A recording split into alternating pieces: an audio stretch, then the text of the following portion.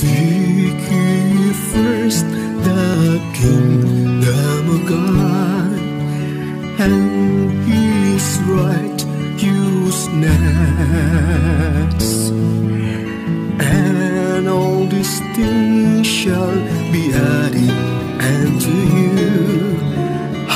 Kaya napakahalaga nga yung title po na sinabi nyo, iboto ang mabuting pastol. Parang mas maganda kung mamimili tayong mga botante, nung iboboto natin ay yun na yung magiging mabuting pastol ng bayan. Shepherd me, O God, beyond my wants, beyond my fears, from death and to life. Surely your kindness and mercy follow me all the days of my life. Iboto ang mabuting pastol. Mga kapatid, ito po ang napili nating pamagat sa linggong ito at napakasaya natin dahil pinagdiriwang natin ngayon ang Good Shepherd Sunday at dito tayo ngayon sa pang-apat na linggo ng muling pagkabuhay o Pasko ng muling pagkabuhay ng Jesucristo. At mga kapatid, ang napili po nating pamagat again sa linggong ito, the music of the gospel song natin ay walang iba kundi Shepherd Me, O God. Napakaganda din po itong awiting ito dahil sinasabi nga ng awiting ito, Shepherd me, O God, beyond my wants. Dito siguro, mga kapatid, beyond my wants na Panginoon, gabayan mo naman ako. Ikaw ay mabuting pastol. Yung pagbuto ko ngayon sa darating na eleksyon ay hindi ito pang sarili. Hindi ito sa aking kagustuhan, kundi kagustuhan mo, Panginoon. Dahil ang kagustuhan mo, Panginoon, ay hindi pang sarili. Ito ay pangkalahatan para sa aming lahat na yung mga anak, na yung mga kawangis at larawan. At mga kapatid, again, napaka-blessed natin dahil sa katlong pagkakataon, makasama natin ngayon ang hinahangaan ko po na kaibigan, tinuturing ko ring kapatid, kalakbay, kapanalig. Talagang anytime na inimbitahan ko siya sa itong pagbabahagian natin sa Music of the Gospel, napakabukas po ang kanyang isipan, napakabukas po ang kanyang puso niya, at yung kanyang expertise sa pagdating sa ministeryo, sa pagdating sa paglilingkod sa simbahan, ay nandyan po ang kanyang puso. At yan po ang hinahangaan ko, mga kapatid. Ngayon po, nais ko pong i-welcome again sa tatlong pagkakataon si Brother Eduardo Miranda. Welcome na welcome po dito sa ating programa. Uli, pagbabagian natin sa Music of the Gospel Sunday Reflection. At Brother Ed, itong ating unang-una, yung awitin natin, Shepherd Me, O God. Shepherd me, O God, beyond my wants, beyond my fears, from death and to life. Napakaganda nga po dahil nga yun, ngayong linggo na ito ay Good Shepherd Sunday. At napakaganda, very timely po dahil nga ngayon ay darating ang election every second Monday, every 3 years ay nagkakaroon tayo ng halalan. Kaya napakahalaga nga yung title po na sinabi nyo, iboto ang mabuting pastol. Parang mas maganda kung mamimili tayong mga botante, nung iboboto natin ay yun na yung magiging mabuting pastol ng bayan. Ano man ang magiging posisyon niya sa senador, para sa buong bansa, party list para sa buong bansa din, o gobernador, yung mga local government units, mayor, and yung mga mas mababa sa kanila, ay maging mabuting pastol. Kanina nga po, Father, nakikinig ako sa Radio Veritas kasi yung aking, pag nagdadrive ako, nakalagay ako sa Radio Veritas. Sabi nung pare, namimisa din ako sa Radio Veritas. Ay, talaga ba? So sabi nung pare kanina, sabi niya, sana raw kung boboto tayo sa darating na Lunes, ay iboto natin yung katulad ni Kristo na mabuting pastol, yung magpapastol sa bayan ng maayos na pagpapastol. Kaya nga, the same principle as that of the Good Shepherd. At yun nga, yung binanggit pa niya, yung servant leadership. Napakaganda yun, bro, ano? Dahil, again, bakit sinasabi ni Jesus na ako ang mabuting pastol? Dahil, kung tinitingnan natin, may mga pasto lang. Yes. So, pwede nating pipiliin natin yung pasto lang ayon lamang sa kanilang popularity. Yes. Dahil popular sila, pwede na itong maging pastol natin. Pero yung sinasabing mabuting pastol, saan ang mabuti doon? Yes. No? Ito saan ang mabuti doon. At ito yung binibigyan natin ng pagpapahalaga sa ating title ngayon, pagbubuto sa mabuting pastol. Na sinasabi mo nga lang sa isang pari na nagsasalita o nagbibigay ng papaliwanag kung sino yung pipiliin natin na mga maglilingkod, karapat-dapat na maglingkod sa ating bayan. Yung sinasabing na ayon sa diwa ni Kristo, no? Ayon sa diwa ni Kristo. At ito ngayon ang ating unang-unang topic natin, yung Shepherd Me, O God. Na siguro perspektibo dito, na Shepherd Me, O God, dito to sa mga nagbubuto nating mga kapatid, yung magbubuto nating mga kapatid, na pupunta doon sa mga presento nila para magbubuto. Ngunit bago yan, siguro maganda kung nandoon yung pagkapit mo natin sa Diyos. Kung sinasabi natin, yung mga buti natin ay napaka-secret, ibig sabihin, yung secretness na yan, ay, ito ay, nandoon yung aspeto ng nandoon yung spiritual aspect doon. Pag sabihin natin spiritual aspect, na nandoon yung kalooban ng Diyos. So, pag kalooban ng Diyos, dahil ito ay secret boat natin, saan ang kalooban ng Diyos kung tayo man ay magbubuto? Yun nga, sa pag tayo nagbubuto, hingiin natin yung gabay ng Diyos na hindi yung aking pangsariling kagustuhan, sarili kong desisyon, kundi desisyon mo, Diyos. Dahil pag sabihin natin sa akin lamang, pag minsan, o hindi lamang pag minsan kalamitan, nandun yung paging selfish ko. Yes. Nandun yung paging self-centered ko. Tinitingnan ko lamang yung sarili ko. At bato-bato sa langit, wag lamang sanang magalit yung matatamaan dahil marami sa ating mga kapatid na ganun ang kanilang mentality. Ganun ang kanilang pagpili yung traditional, no?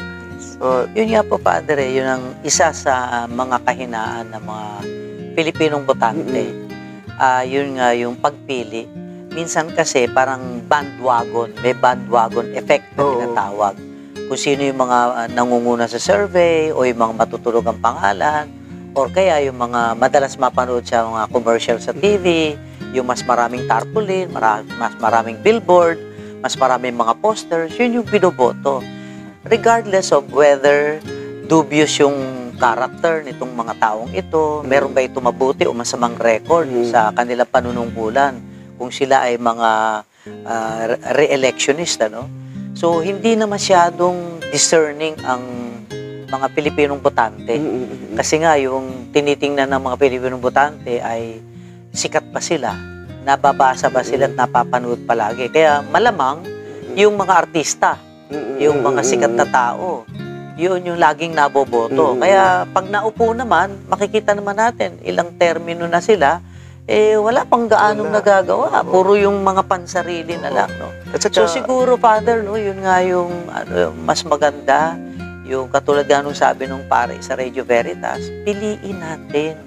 Maging discerning tayo. Maglagay tayo ng standard. Katulad nga po ako, Father, pagka ako po ako'y bumoboto, sa bawat halalan po kasi ako'y bumoboto. Hindi ako basta bumoboto lang, Father. Nagdadasal ako. Nagdadasal muna ako. Humingi ako ng gabay sa Espiritu Santo, kung sino yung karapat-dapat. At saka hindi ako tumitingin doon sa mga pangalan nila. Yung inuudyok sa akin ng Espiritu Santo na iboto ko. At saka isa pa, Father, ako po, pag bumoto, hindi ako bumoboto para manalo yung kandidato ko. Kasi marami sa aking mga ibinoto ng nakaraan, hindi mga nanalo Pero yung conviction ko na ibinoto ko sila, dahil kasi yung may discerning process po kasi ako na sinusunod, sabi ko nga po sa inyo kanina, ay sinusunod ko yung tagubilin ng simbahan. Ano ba yung sinasabi ng mga kura paroko namin, ng mga obispo, bagamat ang simbahan natin, hindi sila nagbabanggit ng pangalan. Pero from their body languages, makikita natin sino yung tinutukoy nila. So doon ako sumusunod kasi alam ko itong mga obispo, mga pare, sila ay mapagdasal. Sino ako para hindi sumunod sa kanila? Sila yung mga pastol. At hindi lang sila basta mga pastol, mga mabuting pastol, yung mga pari natin at mga obispo natin, ano? So, yun Father, yung discerning process. Yun yung discerning process dyan, bro. In the discerning process, we put really God in the center. Yes. That's why, dito sa pamagat natin ngayon, na pagbubuto sa mabuting pastol, kailangan sa pagbubuto natin sa mabuting pastol, tingnan muna natin yung mabuting pastol na sentro sa atin. Kasi pag nagbubuto tayo ng mabuting pastol at hindi natin alam sino yung mabuting pastol, diba? Ang mabuting pastol lang ibang ating Panginoong Diyos, yung batayan natin. Yes. At dito nga yun, napakaganda yung mga sinasabi mo nga na may karakterya tayo. Dahil, again, bato-bato sa langit. Ang tamaan sana huwag magalit, no? Dahil nais lamang natin na ang ating kasing tinitingnan dito hindi pang sarili. Tinitingnan yung bansa natin. Hindi namang ang bansa natin na tinitingnan din po, hindi yung bawat isa, yung moralidad ng bawat isa. Na ano na ang susunod natin ng mga henerasyon? Ano na ang inyong mga anak? Paano na sila? Sino na kanilang mga iniidolo? Yung mga nagbibigay sila ng magandang halimbawa kung paano maging mabuting pastol din po sa kanilang mga anak din po. At yung sinasabi nga dito, bro, sa pamagat na ito, napakaganda yun, doon sa awitin, Shepherd Me, O God, dahil pagkatapos nung beyond my wants, beyond my fear, dahil may makapatid din po tayo na napipilitan magbuto dahil sa takot. Yes. Natakot dahil baka hindi ka na makapagtrabaho sa kanya. Natakot baka wala ka ng bahay dahil nakatira ka lang sa tahanan niya o sa lupa niya. Bukas wala ka na. O pag hindi ka magbuto sa akin, kahit maling-mali yun, kahit nakikita mo na masama yung kanyang maginagawa, hindi karapat dapat yung kanyang maginagawa, nandoon yung takot. Kaya nga po siguro, Father, dun sa sinabi niyo, no? Kaya siguro umiiral at nagiging perpetual yung mga dynasties. Kasi nga dahil nga doon sa fear. Kaya nga sabi nung Shepherd Me, O God, diba? Beyond my fear. Beyond my fear. Dapat dito sa eleksyon natin na ito, hindi yung takot ang iiral sa atin o yung, not even yung takot nga Sometimes hindi lang naman takot yung benepisyo, yung biyaya, yung ayuda. Yeah. Minsan doon tayo tumitingin Kaya tuloy, lagi tayong nagkakamali na pumili ng mga mabubuti na mga pastol ng ating bayan, ng ating bansa. Dahil nga dito sa mga factors na ito. So, yun nga sana, dumating na yung panahon na ang mga Pilipino ay talagang matuto na bumoto. Alam mo, Father, there was a time that I was giving a talk to a community. One of the sisters, sabi niya gano'n Sabi niya, Brother Ed, bakit hindi lagyan ng qualification ng mga boboto? Kung yung mga iboboto ay lalagyan ng qualification para sila iboto, bakit yung mga mismong boboto dito sa mga kandidato na ito, dapat lagyan ng qualification? Sabi ko, meron naman Kailangan ikaw ay ganito, kailangan ikaw ganito. Sabi, hindi po, kailangan daw yung talino. Sabi ko, hindi mo kasi malalagyan ng standard yung talino ng tao Basta importante, may i-educate yung mga botante. At yun nga yung role ng simbahan natin bilang pastol. Pinapastulan tayo ng mga mananampalataya kung anong uri ng mga kandidato yung dapat natin bigyan ng tiwala natin. Ang problema nga lang, Father, hindi tayo sumusunod sa simbahan natin. Ang nasusunod yung sarili Sarili at saka yung utang na loob. Yes. May takot Debt of tayo. gratitude. Actually, utang na loob per se is a good because dahil ang misa natin, yung Eucharistia natin ay utang na loob din po yan We look forward na magpasalamat tayo sa Diyos Eucharistic. O sa Eucharist, At ang kaso lamang dito, naging negatibo dahil, again, ang epekto dito ay napakasama. Napakasama yung epekto dito sa debt of gratitude. Nagiging patronage politics. Siya.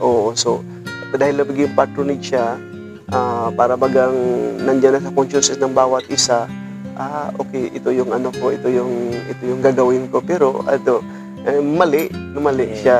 At napakagandang titingnan din po natin, bro, no? Yun nga, tayo binyagan. Majority tayo dito sa Pilipinas ay mga Catholic talaga. Sa buong mundo, pangatlo tayo eh. Sa buong mundo, pangatlo tayo na napakaraming Catholic eh. Ang ano lamang dito, yung pagiging Katoliko natin, pagiging Kristiyano natin, ano ba yung diwa ng pag-isang Kristiyano? No, 'di ba? Ang diwa ng pagiging Kristiyano, yung pagiging Christian natin ay yung sinasabi man, ito yung basihan ko rin, bro, no. Yes, blood is thicker than water. Yes. But being a Christian is water is thicker than blood dahil binibinyagan tayo doon sa tubig. So, sana sa pagiging Kristiyano natin, yung tubig na nililinis sa makasalanan, yun sana yung maging ano natin, water is thicker than blood. No? So, yun nga, beyond my fear. Dahil, yun nga, sa paglilinis sa aking sarili, hindi na yung sarili ko ngayon. And sinabi mo kanina tungkol ni Saint Paul, na I'm no longer, I no longer live for myself. I live for Christ. Yeah, for Christ. So, napakaganda yun. At balik-balikan natin yung song na yun, bro. From death into life. Yes. From death into life, kailangan mong mamatay muna sa sarili mo o sa sarili ko para makamtan ko yung life. Yes. Like for example, Jesus himself, no? Napakaganda. Ang mabuting pastol ay kailangan muna na mag-alay ng kanyang sarili niya. No, kahit pa man sa taas ng cross, nakabayubay o namatay diyan sa taas ng cross, you cannot have the resurrection, the new life, not unless you have to allow yourselves to die. ito din po yung ano natin siguro sa mga kapatid natin na magbubuto. Kailangan mo to die figuratively, no? Yung Die to the self. To die of oneself, no? The emptying of oneself na hindi na tayo sa kenosis, no? Napakaganda yon, no? At ngayon, bro, titingnan natin yung pangalawang aspeto dito. Doon naman sa mga kapatid natin na naghangad na makapaglingkod. Yes. So yung pagiging isang mabuting pastol, napakagandang criteria na pag nilay-nilayan din po ng ating mga kapatid na yung mabuting pastol ay isang pastol na tinitingnan niya, sinisecure niya muna Ano yung maibibigay niya. Yes. Sinisigurado niya muna na hindi tumalip behind yung kanyang okay lang sa kanya kung siya ang malip behind, hindi lang ang kanyang mga kapatid. Dahil sa kultura ng mga pastol, no, mabuting pastol sa Holy Land o saan man yung may mga tupa, no, ang ginagawa kasi nila umagang-umaga pag sila nagpapastol na sila yung unang nagbubukas sa gate, binuksan na pinapalabas niya ngayon. At ngayon pag nakalabas na sinigurado niya na nakalabas na lahat, nandun siya sa pinakalikod at kino-close na naman niya yung gate. Wala nang naiwan, talagang binibilang niya yon, no? Ngayon, pag nandun na siya sa likod, dala-dala yung tungkod niya, pupunta naman siya sa una. Siya na yung mauna noon. Yes. Dahil ang mga tupa ay nearsighted sila. Nearsighted sila, at pag nearsighted sila, pag naligaw sila ngayon, pag nahuli sila, malayo na yung gap nila, tuloy-tuloy na yan. Iba na yun, maging makasarili na yun. No? Sarili na yun ang kasi yun lang ang nakikita, hindi na nakita yung sinusundan. At para ngayon sa isang mabuting pastol, talagang sigurado na very close yung kanyang intimacy niya. Yes, nandoon yung closeness talaga niya. Kawan. At yun nga, para sigurado siya ngayon, dala-dala siya ng tungkod. Yes, yung staff niya. Para naman, paglalakad, baka may mga ahas ngayon or mga nandun yung tagapagtanggol siya. At depensa niya yung pag nandoon naman sa mga dangerous na mga lugar, no, mga panganib na lugar, pag nalaglag yung isa sa mga tupa niya, nandoon yung ginagawa yung staff niya, pangkawit. So pag hindi niya maabot, at hindi yun ibig sabihin na yung staff na yun ay pangpalo or pangtakot, na hindi, napaka-symbolic yun, no? Napaka-symbolic yun to save life. Yun talaga yung paging isang shepherd, sinisave mo talaga yung karapatan ng bawat. Yun nga sinabi natin, a good shepherd, hinahanap-hanap niya yung nawala niyang tupa. Iniiwan yung secured na para lamang doon sa isa. At parang sa Psalm chapter 23, di ba, Father? Oo. Siya yung God is my ano? shepherd. Yes, There's yes. nothing I shall want. Yung sabi mo, Father, yung unang-unang characteristics itong mga naghahain ng sarili para maging pastol Oo. ng bayan, para maging mabuti silang pastol, kailangan magbigay sila ng security. Security, no? Doon sa kanilang mga nasasakupan. Hindi dapat na sila yung isi-secure nung kanilang mga nasasakupan. Oo, tama. Parang bodyguard sila ng bayan. Di ba? Para hindi sila masaktan. Baligtad pala, dapat yung naghahain ng sarili niya para magpastol, ay para maging mabuting pastol, siya yung magbibigay ng seguridad doon sa kanyang kawan. Tama. Ano namang klaseng seguridad ang bibigay ito niya, yung di ba? sinasabi mo rin niya, servant leadership. Yes. Yung servant leadership. Katulad ni Kristo. Yes. So babalik tayo doon sa sinabi nung father sa sa Radio Veritas, kailangan ang pipiliin daw natin na iboboto yung may prinsipyo ng katulad ng Good Shepherd, mayroong servant leadership. Okay. Wow. Ganda ng Kasi Father, no? ang servant leadership kasi, kahit walang-wala na siya, basta mayroon lang ang kanyang Yes. masisecure lang niya. Yung bagang sinasabi ng mga may mga magulang tayo, may mga magulang ko napakinggan, okay lang ako kung wala, basta yung aking kasi mga mga anak. Oo. Okay lang akong maghirap, ako lang akong napapagod or ano, basta ang aking anak lang. Aking mga anak, mabigyan ng kinabukasan. Parang katulad ng mga nanay natin, no? Na isusubo na lang, pag nakita yung plato ng anak na wala nang kakainin, imbis na isubo, ay ilalagay doon sa plato ng anak na wala nang makakain. Napaka-touching yun. So, dapat gano'n. Napaka-touching yun, yung image na yun, na sana, ganun din sa ating mga politician, tumatakbo, Oo, na sana hindi yung pang sarili ang tinitingnan. So, importante rin, Father, yung intimacy, nabanggit mo kanina yung ito yung pangalawa, bro, yung pangalawa, intimacy, intimacy. Paliwanag mo nga sa amin, Father. Yung intimacy kasi, bro, yung isa doon na ang aking mga tupa ay nakikinig sa akin. Nakikinig sa aking tinig. Sa aking tinig. Napakaganda yun, nakikinig sa aking tinig. Dahil pag napakinggan yung tinig mo, sumusunod sila. At yan ang lahat, bago sila sumusunod at nakikinig sa yung tinig, napaka-sensitive yung mga napaka-sensitive yung mga tupa Napaka-sensitive sila. Nearsighted man sila, ngunit napaka-sensitive nila. At dahil, yun nga, yung mga tupa na sumunod at nakikinig dahil yung presensya niya. Ini-establish yung presensya. Yes. Hindi lang isang oras nandyan ka, hindi lang 2 oras nandyan ka, kundi talagang yung buong buhay mo ay ini-emerge mo na sa kanila. Yung sinasabi ni Pope Francis, smells like a sheep. Yes. Dahil yun nga, na ini-establish mo yung sarili mo sa kanila, no? At dahil dito sa pag-establish ng sarili mo sa kanila, nandoon nabuo yung intimacy. Oo. At napakasarap, bro, kasi mahilig man ako sa mga hayop din.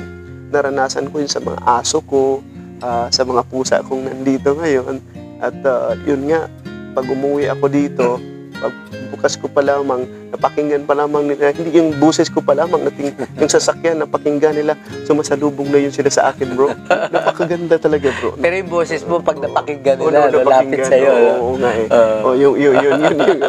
Nung napakinggan yung buses, Palagay ko meron silang parang certain decibel na, sabi nga yung mga hayop daw, meron silang one-tone hearing. Isang tono lang na napapakinggan nila. So, yung kanilang pastor, in this case, sa mga pets mo rito, ikaw, so pag lagi kanilang naririnig, nagiging familiar sa kanila yung boses mo. So, parang rin, yung mga maiboboto. Diba? Mapipili. So, kailangan, para magkaroon sila at makakreate sila ng intimacy sa kanilang mga botante na bumoto sa kanila, kailangan they will have to spend time with their constituents. Diba? Hindi po pwede yung makikita lang sila tuwing eleksyon. Yan. Diba? So, walang intimacy doon. May intimacy on a certain period of time. Yun yung campaign period. Pagkatapos noon, nananatili na sila doon sa kanilang palasyo, sa kanilang opisina. Ang napakagandang example dito, bro, at our late Pope Francis. Si Pope Francis. Dahil talaga yung intimacy niya doon sa mga kapatid natin sa piitan, Yes, nasa yes. correctional. At naranasan mo na ito dahil andyan din yung puso mo eh. As nung nandun ako sa parokya pa nung una na sign, sa school, isa sa mga advokasya ko, yung mga estudyante namin, dinadala ko talaga doon. Alam mo, Father, dahil ako ay, actually, retired teacher na ako. Pero nung ako teacher pa man, nung teacher ako, dahil ako yung in charge dun sa aming immersion, ang mga estudyante kasi namin, dun sa Green Park High School, Green Park Montessori, sa Cainta, Rizal, ay ini-immerse namin sa mga iba't ibang mga aspeto, yung mukha ng ating lipunan, lalo na yun sa mga preso.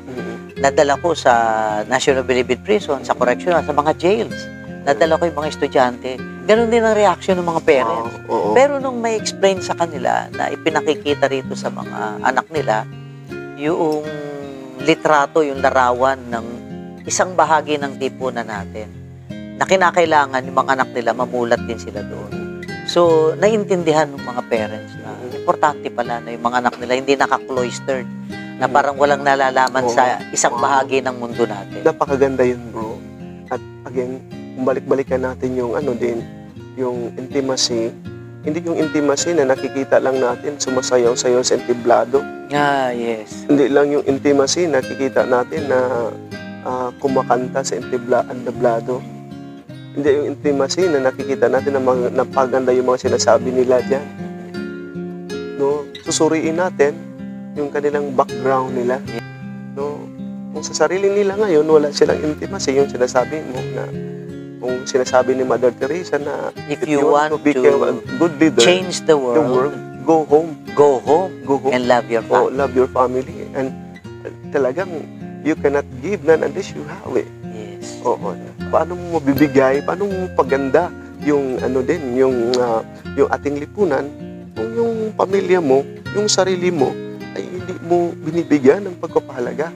Ay ini-encourage din tayo pala na tingnan natin yung ano ang accomplishment itong tao to bilang family man or family woman. Kasi sa discernment process kasi, bro, tinitingnan natin yung pros and cons. Tinitingnan natin yung ano ba yung other side niya, ano ba yung negative side and positive side dito. Yung tinitingnan natin yung mabuti. Bakit tinitingnan ko? Dahil gusto ko na mapaganda ang aking bansa. Gusto ko na yung susunod na mga henerasyon ay yung kanilang morality nila ay na talagang tama. Gusto ko na ang bansang ito ay naggumagalaw ayon sa diwa ng pagiging isang Kristiyano. Baka gusto mong maglingkod gusto mong baguhin yung mundo, ngunit ang sarili mo palang pamilya ay basag na, kawawa naman sila, lalong nababasag sila, napabayaan mo. So, ito yung intimacy from within, an intimacy from without. Inner intimacy and outer intimacy. Ang pangatlo dito, bro, sa ating mga ibubuto natin ay yung sinasabi na a good shepherd is a gate. Sabi ni Jesus, I am the gate. Yes, I am the gate. Dahil dito, bro, makikita man talaga natin, again, balik-balikan natin kung bakit nasasabi ito ni Jesus, at malawak talaga yung kaalaman ni Jesus sa pagiging isang shepherd, At dito makikita natin na yung mga nag-shepherd kasi, yung mga mabubuting pastor, naghanap talaga sila ng mga green pasture, na hinanap-hanap talaga nila. Yun talagang napakaganda sa isang mabuting pastol. Ayaw niyang magugutom. Gusto niyang fresh na fresh yung kinakain palagi ng kanyang mga tupan niya. At pag dinadala niya ito, kung saan siya ngayon gagabihan. Ngayon, sa mga kuweba man, ipapasok niya ngayon ang kanyang mga tupan niya. Ngayon, pag nandoon na lahat, siya ngayon, doon siya sa pintuan. Bungad.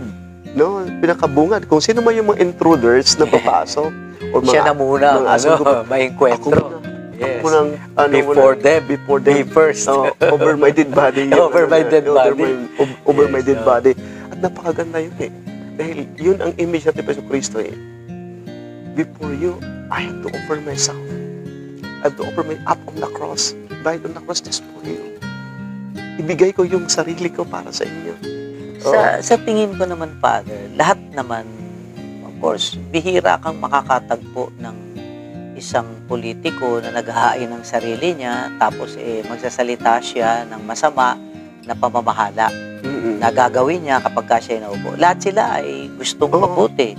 Meron yun yung initial intention nila, mabuti talaga. Gusto nila maging shepherd. Kaya lang, hindi naman yung pagiging shepherd lang ang pinag-uusapan natin dito. Kailangan good shepherd. Yes, katulad nga na sabi mo kanina. Yun talaga yung basihan dito. Yes, good shepherd. Good In the shepherd. mold of Oo. Jesus Christ. Ang ating pinag-usapan dito, kung paano ang mga kapatid natin magbubuto doon sa mga good shepherd. Good shepherd. Huwag lang shepherd basta.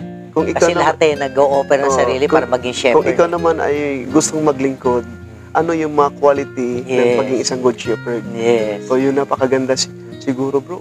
Yung mga kapatid nating nanonood sa atin ngayon, palagi nagsubaybay sa aking dalawang account sa Facebook ko. At yun nga, talagang nagkukomento pa personally sa messenger ko. Doon pa sila nagkukomento, personal na pag-comment dahil ayaw nila na ma-expose yung yung kanilang mga comments doon sa Facebook account. Doon sa messenger. Private message. Doon din po sa bro, doon sa YouTube channel ko.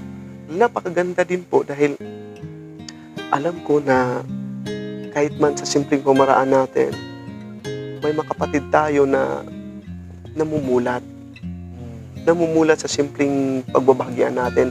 At sila naman ngayon ang nagbabahagi doon sa kanilang mga kapatid nila. Nag-share, nagla-like, nagko-komento. Maraming salamat po, Father, sa pag-imbita mo sa akin sa ikatlong pagkakataon. Actually, bro, bago ang lahat, bro, sige, minabuti ko talaga na ikaw ang invite ko ngayon dito sa linggong ito dahil alam ko sa puso mo, sa isipan mo, sa expertise, sa karanasan mo, pagiging isang shepherd, a good shepherd that smells like a sheep, ay nandun sa mo yan, sa criteria mo at dyan sa ating mga kapatid natin, bro, ngayon. So, ang masasabi ko lang po, sa Monday ay pupunta tayo sa ating mga presinto para iboto yung mga inaakala natin na karapat-dapat. Pero wag lang po tayong nag-aakala. Kailangan tayo po ay nagdarasal. Baka mamaya yung akala natin kabaligtaran nung magiging resulta ng ating pagdarasal. At saka kung maaari, ay pumili tayo ng mga ihahalal na mga kandidato na sila yung magiging mabuting pastol, good shepherd para sa atin. Huwag lang natin sila basta piliin dahil sa kanilang mga credentials, sa tunog ng kanilang pangalan, doon sa awareness, sa naipinopotray nila sa publiko. Sana ay himayin natin ang pagkatao nitong mga kandidatong ito. At kahit hindi sila mananalo sa tingin natin, sila yung boto natin. Kapag sila yung resulta nung discernment process natin, nanggaling sa prayers natin, nanggaling sa gabay ng ating mga kaparian, ng ating obispo. So, sana mga kababayan, sa darating na Lunes, sa ating paghalal, isama natin ang inspirasyon ng Espiritu Santo para sa tama natin na pagboto. Sa pagpili natin ng mabuting pastol sa ating bayan. Napakaganda. Salamat, Brother Ed o Bro Eduardo Miranda. At sa ating mga kapatid, maraming salamat. The music of the gospel and the reflection, the Father, the Son, and the Holy Spirit. Amen. Amen. Beyond my fears, from death into life.